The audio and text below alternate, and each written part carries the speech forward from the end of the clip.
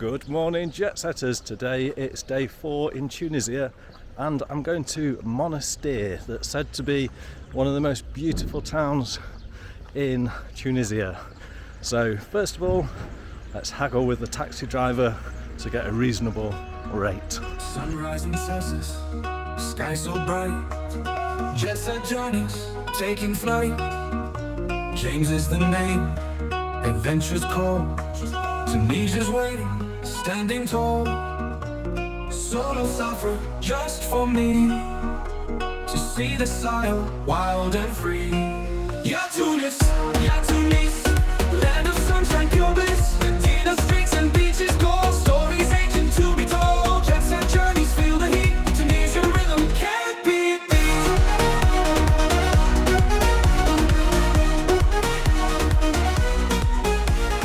Minty sweet.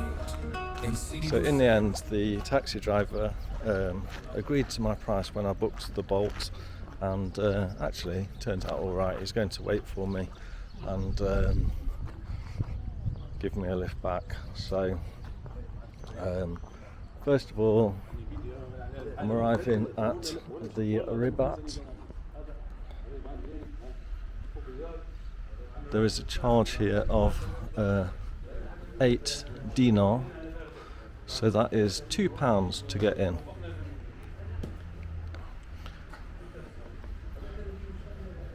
And this is the place with a big tower to climb. And where do I pay? I have met you. Hello! So I think that's a bit of a bargain to get in here. Not too bad at all. Nice and friendly people.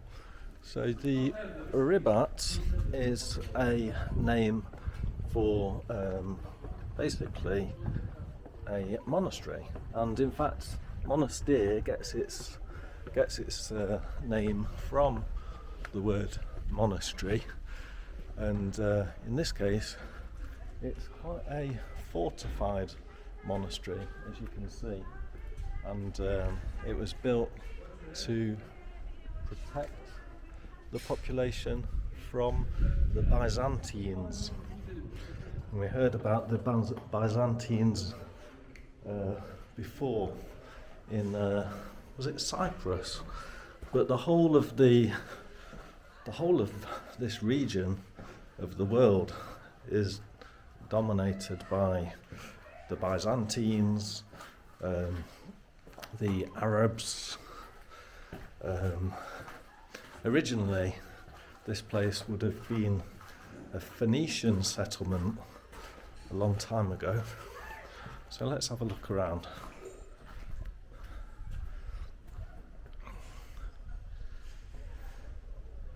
There's the tower.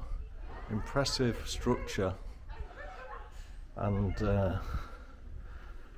this dates back to the year 8 or 900, between 8 and 900.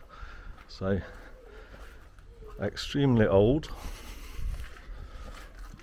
It's nice and cool.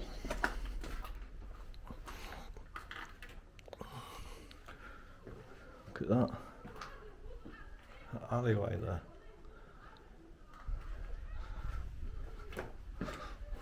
So let's have a look around.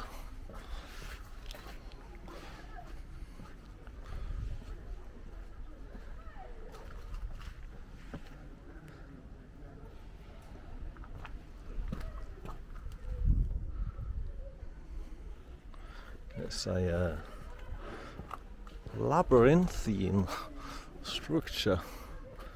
A big ramp there. They're working on fixing something over there. So obviously this looks like brand new. The taxi driver was surprised to learn that this dates back to the year 8 or 900. He thought it was more like 8 or 900 years old maximum, but obviously it's been very well looked after. Looks like every single damaged brick has been repaired. It looks pretty much brand new.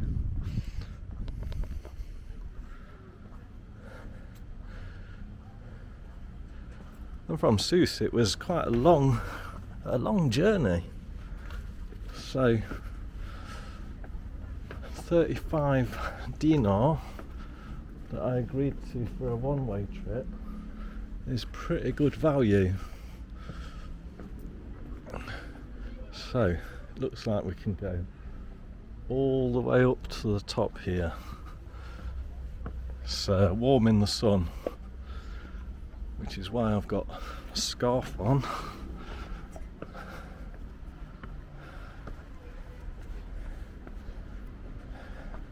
Let's have a look at the view on this side.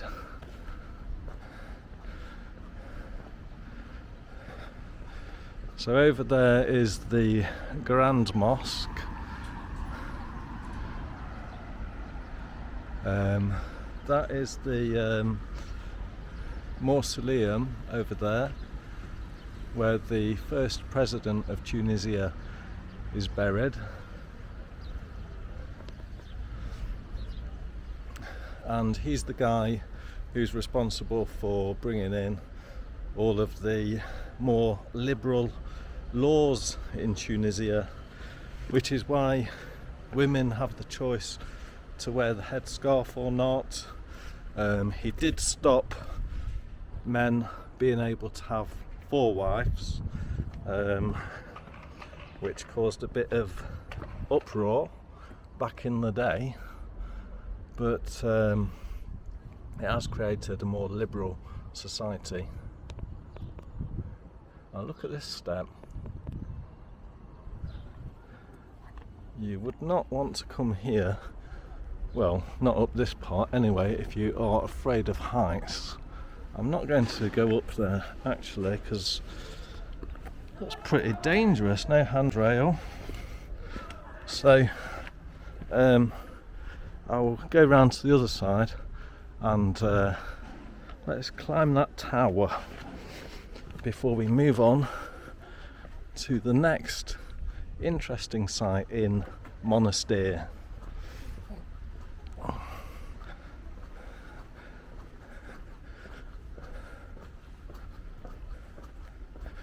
And this could be a good place somewhere around here for me to have a sneaky drink of water,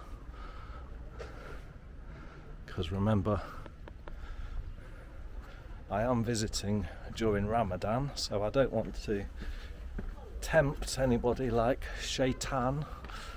So this would be a nice place in here to have a sneaky drink, I think.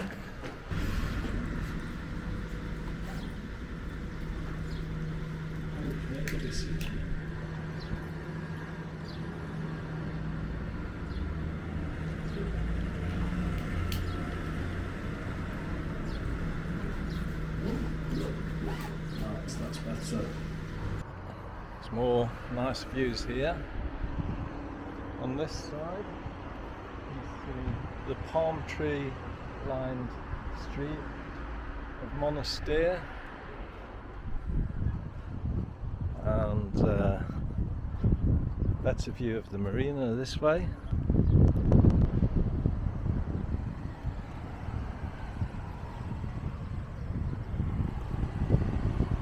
There's beautiful white and blue houses.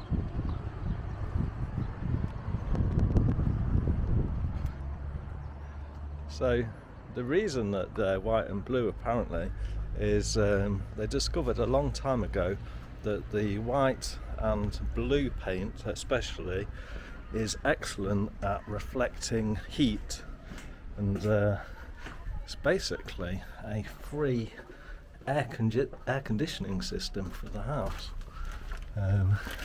Something that we could probably use a little bit more in the Western world, especially with modern highly reflective paints. So it's worth looking into. We're now getting closer to that tower, I'm going to climb that tower for you and show you the view from the top. Let's have a look down here. Very deep. So I'll make my way round to the tower. Looks like there's a couple of cannons. There that shows that this was used for defensive purposes, as well as religious as well.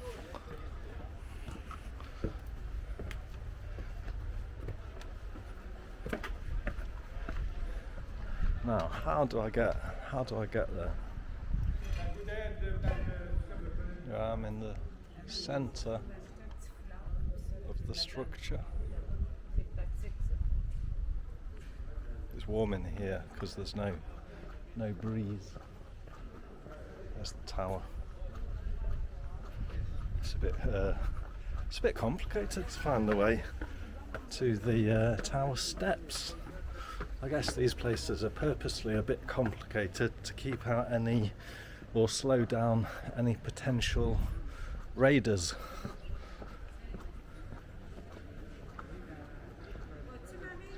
But that's where we want to go, obviously.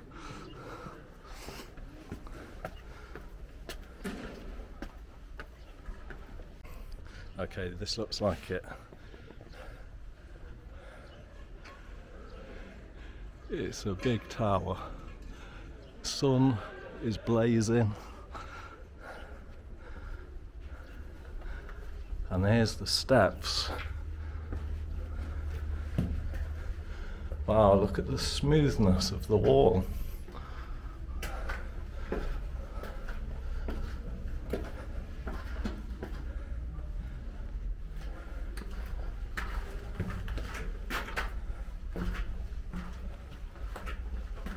It's dark here.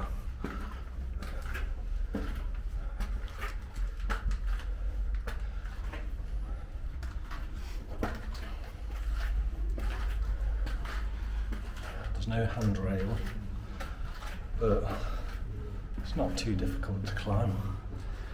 Well, I've only just started. Don't know how high I am, but yes, I'm getting out of breath already.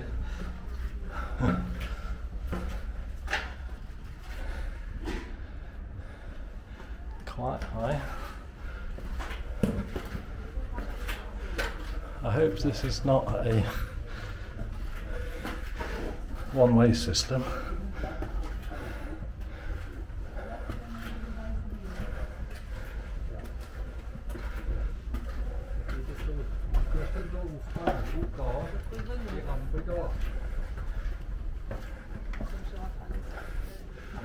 Oh, thank goodness we're here.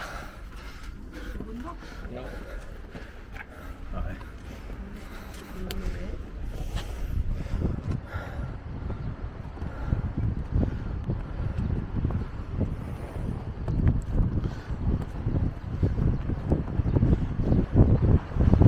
And although you're not allowed to bring a drone to Tunisia without prior consent, this is a pretty good alternative up here.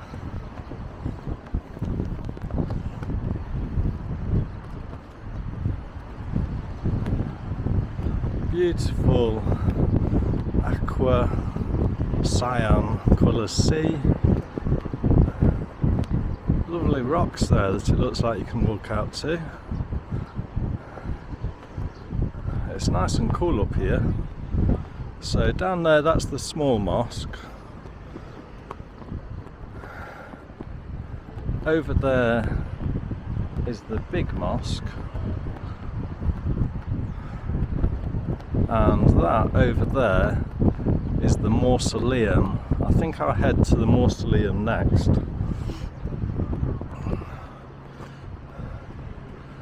Look at those beautiful white and blue buildings.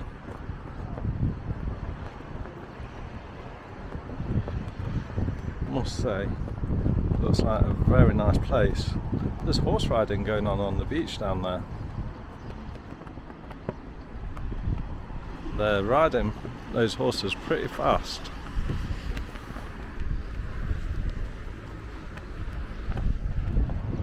So yeah, I think this is pretty good place to visit.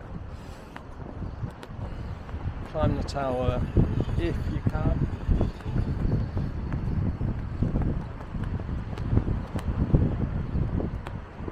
So let's continue. And by the way, if you're enjoying the content so far, please click the like button below. And while you're down there, why don't you subscribe, click that notification bell, because I'm going to be uploading more videos from Tunisia, best places to visit. And if you've been before, let me know where I need to visit. I'd love to hear your recommendations as well. So let's continue.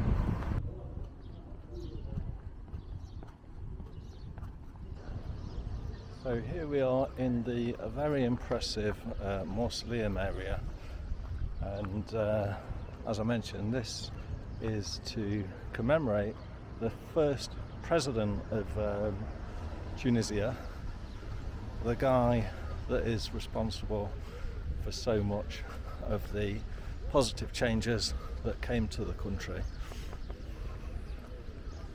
And in the most grand style you can imagine, this was built for him, which we don't really tend to do in the West so much. It's right next to the public cemetery here, surrounded by beautiful palm trees. Very nice space. So let's get a closer look for you. I must say, it is roasting hot here. I might have to put this on my head, but then I'll be even hotter. It's just that my head is starting to feel like it's burning. Maybe it's just sweat. Anyway, you don't want to know that. Let's get to the mausoleum. So here we are, arriving at the main gate to the mausoleum. You can see it's very ornately decorated. The CCTV cameras on the top there that again remind us of the importance of security here. Let's have a look through.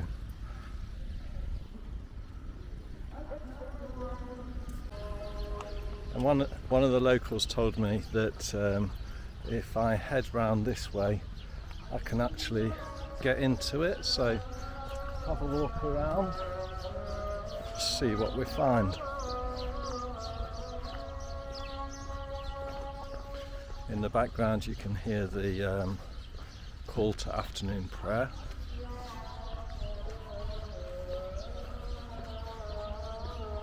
Which actually sounds quite relaxing here.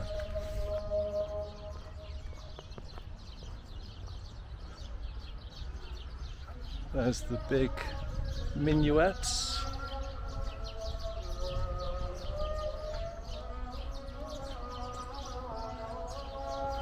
More CCTV there. Safety is very important, obviously, in Tunisia.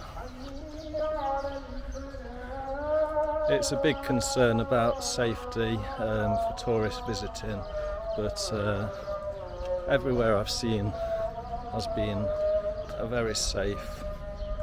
Now, I don't think it is open today because this gate is locked, but while I'm here, may as well have a walk around the outside. There's some interesting, notice that there's these obelisks dotted all around, which may have some significance. Reminds me of Egyptian style. They are painting the black on at the moment. Hi. Hello. Walaikum salam. I said that the wrong way around, but got some curious looks off the guys doing the painting.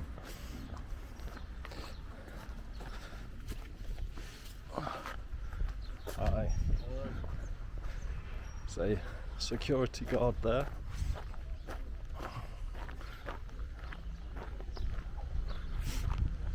So here's the backside of the mausoleum.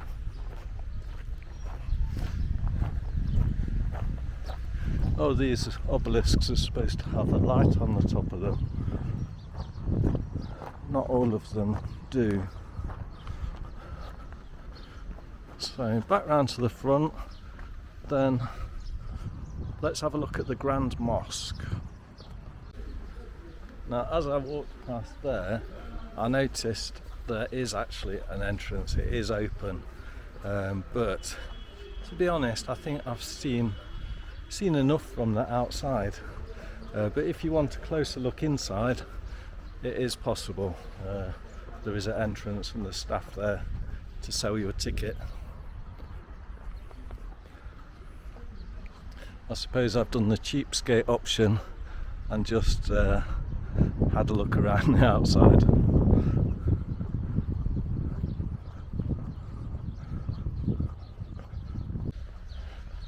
And although I don't know the full history of politics in Tunisia, this is just goes to show how important the first president of Tunisia was, for them to build a monument as big as this for him.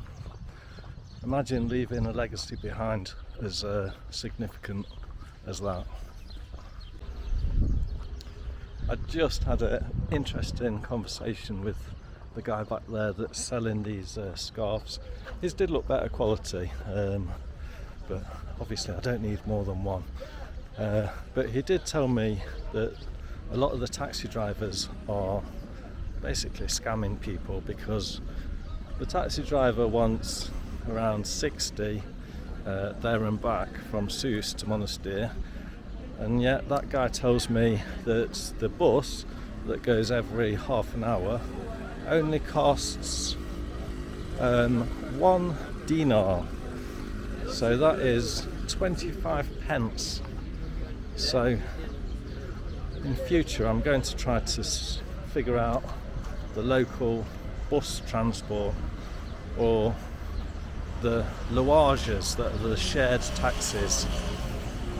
He also told me in Tunisia not everybody does Ramadan. He says a big percentage of the population really are not practicing Muslims after all. I think culturally though, it's just extremely frowned upon to be seen eating or drinking in public. He told me in the town centre here you might see some cafes that are open, and you'll see tourists and even locals eating or drinking. So apparently people will be praying at the mosque now, so I'm not going to visit this mosque after all, but I will head towards the town to see what we can see in the town centre. So this here is the Grand Mosque that we are walking past.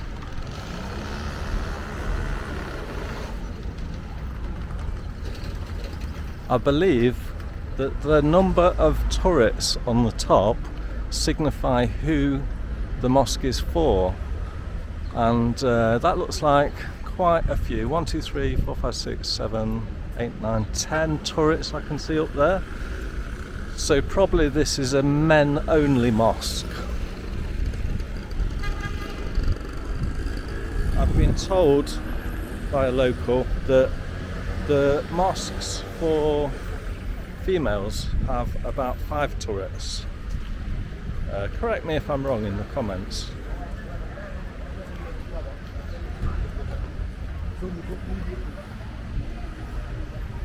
Here's some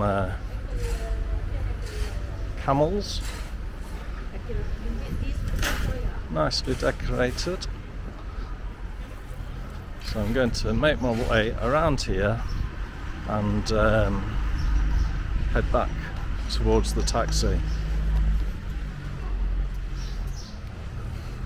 Another thing that the man told me to watch out for is the taxi driver might try to take you to shops on the way back, and there they will try to get a commission from the shopkeeper, or it might be a friend of theirs.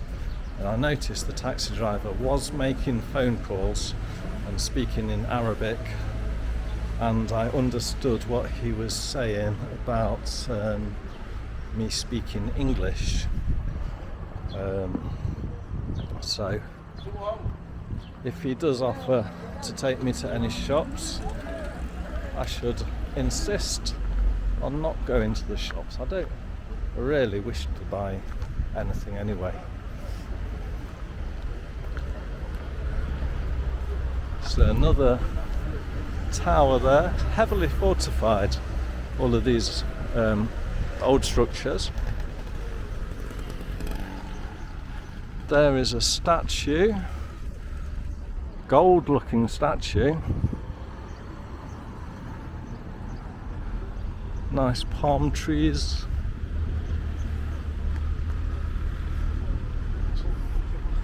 Looks like that wall goes all the way around the area, across here.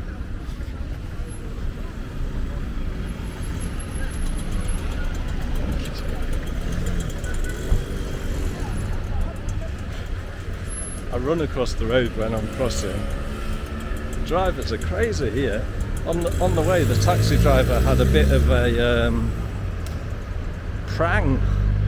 I think his wing mirror clipped another car. So here on the side streets, there's all sorts of local shops, barber shops, second-hand bookshop, cafes. One cafe did look open back there, but being Ramadan, a lot of the things in Monastir are closed. There's a clothes shop there, a newsagent, and in front of me I can see Tesla Rent-A-Car. I wonder if they will hire you a Tesla. I highly doubt it, but good name for a car hire store. We've got a pet shop here, lots of local stores. And of course my trip would not be complete without the marina. So come down from the town, cross the road and take a look around the marina here. You can see the Ribat behind me. Oh, by the way, the Ribat that where we went up the tower, that is from the movie Life of Brian, in case you might have recognised it. There's a guy waving there.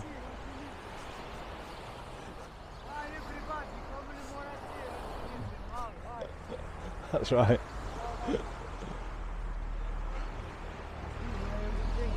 Yeah, speak English. Yeah, where do you come from?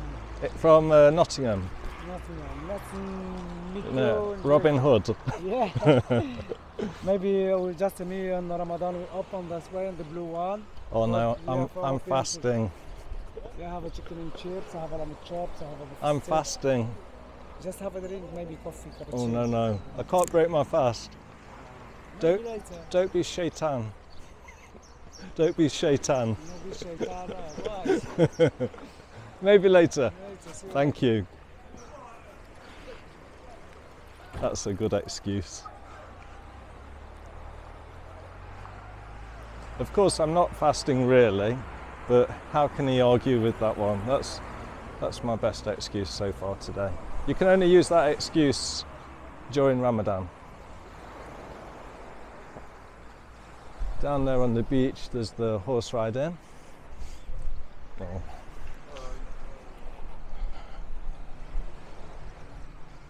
Beautiful, beautiful colour, water. And there's the rock that you can climb onto if you stay in here for longer. Would not be bad at all to spend a full day here in Monastir. It is a beautiful place, and arguably the most beautiful place in Tunisia. Let me know what you think in the comments. In fact, where else would be more beautiful than this? If you comment quickly, perhaps I'll be able to visit during my trip to Tunisia. There is a little bit of wind, so apologies if it's windy. But yeah, we've got beautiful palm trees in the pavement again. Lovely quality of pavements. There's no trip hazards, there's no litter and no graffiti. It's not covered with broken glass like we have in the UK. I don't know what it is with kids smashing glass bottles everywhere. I suppose it's a bit like the Greeks with their plate smashing.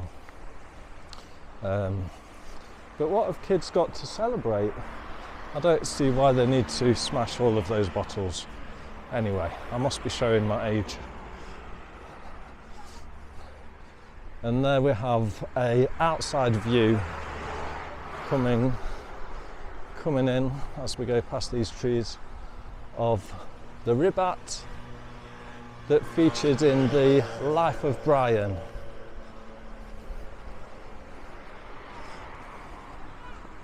There's the entrance down to the beach on my right hand side.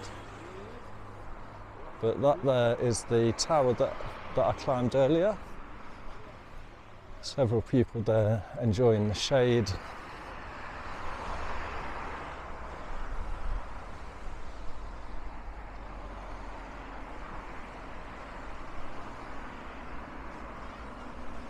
And to be honest, I'm looking forward to getting back to the hotel.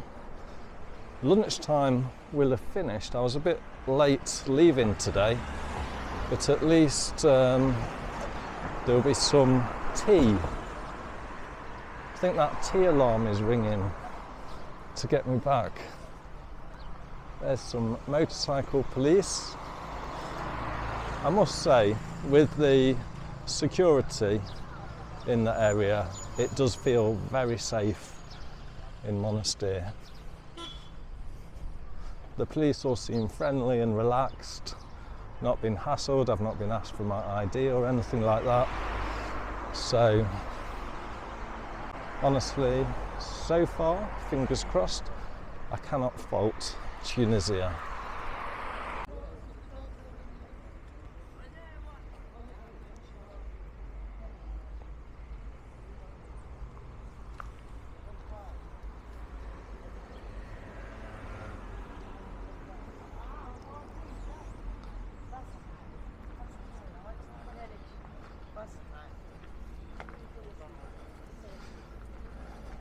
So that concludes my trip to Monastir. Please do make sure that you like and subscribe for more videos from Tunisia. Thanks for watching. See you again very soon. Bye for now.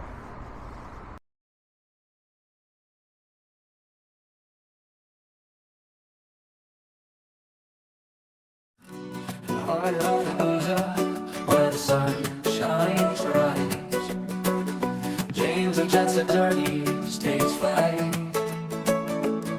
From the ancient Medina to the seas of kiss, he savors every moment, every bliss.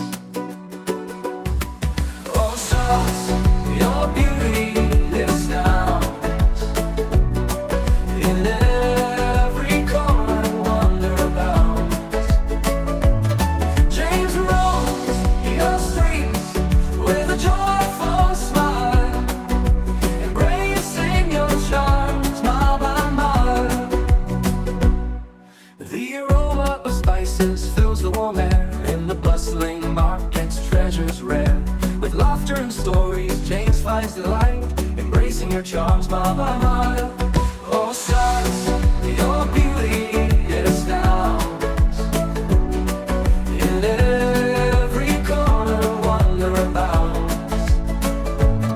James roams your streets with a joyful smile, embracing your charms mile by mile. From the blue of the sea to the olive groves, James captures the essence as he roves. With a heart full of wonder, he journeys on. In the land of Sus, his soul belongs. Oh, Sus, your beauty, it astounds. In every corner, wonder abounds. James roams your streets with a joyful smile, embracing your charms mile by mile. As the sun sets over the Sussex sky, James of jet-set journeys bids goodbye. But the memories linger forever bright in the Tunisian night, a traveler's light.